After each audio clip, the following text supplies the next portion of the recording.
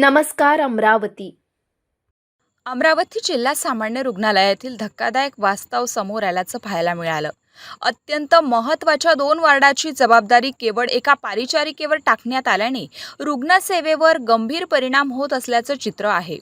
अमरावती जिल्हा सामान्य रुग्णालयातील वार्ड क्रमांक 9 जडित कक्ष आणि वार्ड क्रमांक 10 अतिदक्षता विभाग हे दोन्हीही अत्यंत संवेदनशील विभाग सध्या एकाच परिचारिकेच्या भरोशावर चालत असल्याची माहिती समोर आली आहे. आधीच गंभीर अवस्थेतील रुग्णांना तातडीने सेवा मिळणं गरजेचं असताना एका परिचारिकेवर 2 वॉर्डाचा ताण पडत असल्याने रुग्णाची मोठी गैरसोय होत आहे. यामुळे आरोग्य व्यवस्थेवर प्रश्नचिन्ह निर्माण झालंय. रुग्णालयामध्ये कर्मचारी तुटवडा असल्याची बाब पुन्हा एकदा अधोरेखित झालेली आहे. आरोग्य यंत्रणा अडचणीत असल्याचं स्पष्ट इथं दिसत आहे. दरम्यान नुकताच जिल्हाधिकारी आशिष एरेकर यांनी रुग्णालयाचा आढावा घेतला होता. मात्र त्यानंतरही परिस्थितीत कोणताही ठोस बदल झालेला दिसत नाही.